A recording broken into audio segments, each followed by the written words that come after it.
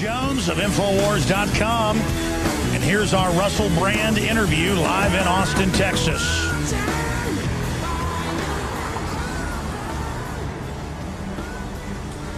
What is the essence of your development, or when we talked a few weeks ago, your awakening? Is it accelerating? Because I see an awakening across the board of humanity, period. Yeah, I think this is an interesting time. I think that people are interested once more in formulating a different society. I think people are kind of bored of being exploited. They're bored with a cultural narrative that supports elitism and exploits the people. What do you think of the whole Obama phenomenon? Because a lot of people thought he would actually change things, but instead it seems like he's accelerated all the very same stuff. Whereas, not that George Bush was a good guy, it's just that Obama has been more effective at actually getting the establishment agenda through. I suppose where our beliefs intersect, Alex, is that I think of contemporary bipartisan politics as a meaningless spectacle designed to distract you from where power truthfully dwells. So for me, I don't have a view on Democrats, Republicans. I just sort of think of it as an interchangeable spectacle drawn across the reality. So for me, I'm not surprised or disillusioned or disappointed. For me, I think it's good that there was like a black president. I think that's like a cool thing, but I was kind of disappointed that there wasn't more distribution or redistribution of resources. There wasn't more representation of people that need to be represented. Where does the power really lie? I suppose the power really lies with money in a capitalist society. So wherever there is money and resources, I think that these are the people that are making decisions. This would be my assumption, and I think that politicians, broadly speaking, are the administrators of the agenda and incentives of corporate entities and global entities that are perhaps not accessible or discernible on a sort of a public level. Do you think, in your gut, do you think human civilization will survive? Will we make it off-world, or will humanity destroy ourselves? What's your gut tell you?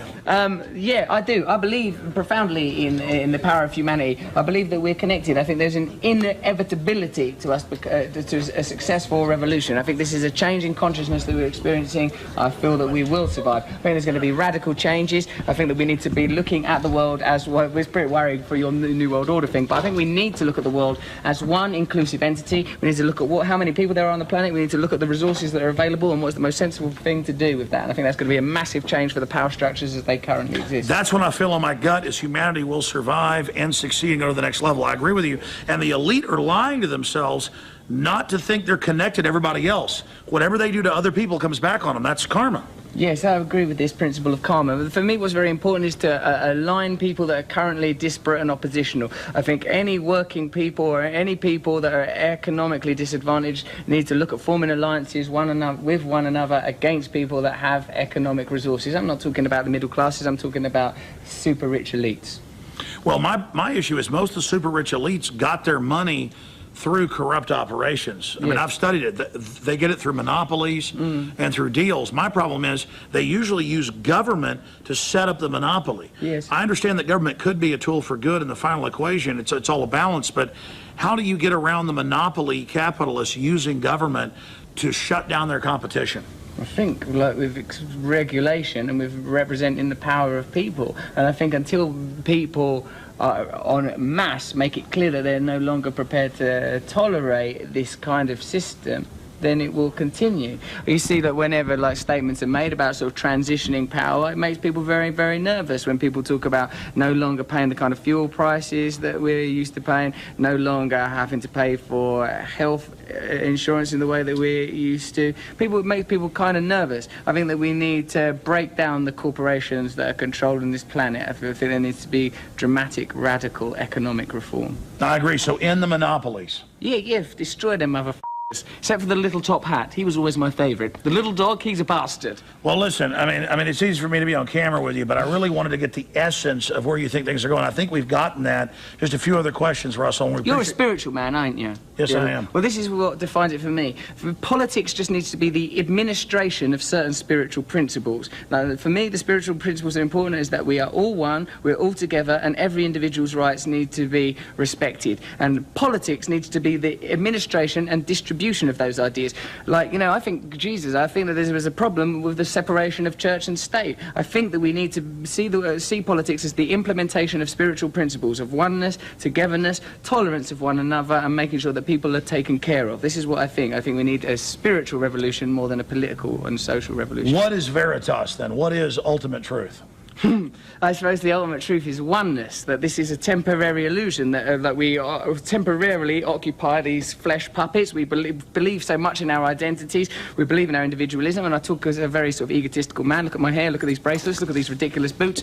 I'm a person who believes in the nature of my own individualism and my own identity. But on a deeper level, I recognise that all these things are transient, and what's important and what's defining are the things that we all share: love, unity, togetherness. As long as we have cultural narratives that eschew these ideas, that suppress these ideas in favour of negative human traits, greed, selfishness, lust, as long as these ideas are promoted, we will exist in opposition to one another and will be exploitable by corporations that prey upon these negative facets of humanity. Sure, well, it's double-faceted. It's kind of a paradox. The establishment is afraid of the power of the individual, but really they're afraid of an individual that isn't basically part of their whole corporate board.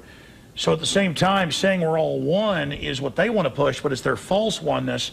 There's the oneness of being an individual, being empowered, but sharing that idea with others. They have so it's a paradox. I think they have great principles among one another. When the stock market crashes, they all bail each other out. They take care of each other. They give each other great bonuses. They look after one another at that level. It's just when it comes to everybody else that that we get over. When do you think humanity will get to a point where we're not having all these big wars and all this corruption, or will it just be a process and never really become like a singularity? I think it's happening now, isn't it? I mean, like, it's a long while since Muhammad Ali said, I ain't got no beef with the Viet Cong. But I think people are increasingly realising why we're going to war with these people. We don't know who they are, we don't know who they believe in. What we're doing at war with these people, the problem is around the corner. The problem is in our streets, is on our TVs. Last question. A while back you were on MSNBC and it went viral all over the world. Hundreds of millions watched it, where you simply laughed at the people all in a narcissistic power trip sitting around that stage and said you guys are basically a joke, and it shook them up. I'm coming in tomorrow with a big necklace and I'm opening... Look beyond the superficial. That's the problem with current affairs. You forget about what's important. You allow the agenda to be decided by superficial information. What am I saying? What am I talking about? Don't think about what I'm wearing. These things are redundant. I'm distracted. Superficial. When do you think the old dinosaur media will finally figure out it's dead? Because I've already figured that out. Their audiences are tiny, but they still have these big stages, huge sponsorship. They don't even get that a kid in New York or England or China or Mexico has a bigger audience on YouTube than they do on CNN or MSNBC. What is going to happen when the establishment finally figures out, because the final domino to fall is their whole delusion that they're actually in charge. I agree with you. They're not in charge anymore, but still they think they are. Still we, on average, think they are. What happens when that final domino falls? Well, I think that they'll continually look to occupy new paradigms. I imagine that they're even now investing heavily in new media and in ways of controlling the internet. We're seeing this with what went on with PRISM. They're advanced. These people aren't in power by mistake. They know what they're doing. But as long as if people are empowered with information, if people are unified, if people have like a common understanding and prepared to look at what we share, what unifies us instead of what separates us, then the people are invincible. This is the irrefutable truth of the elitist pyramid structures, is when the people are awake, it is impossible to maintain. This is why we need a police force, no disrespect officer, and a domestic army to control populations, because when the people decide this is over now, then it is over now, and we're close to this realization. So the people do have the power, and the power structure realizes that, but as long as we're aware of the manipulation, it's game over.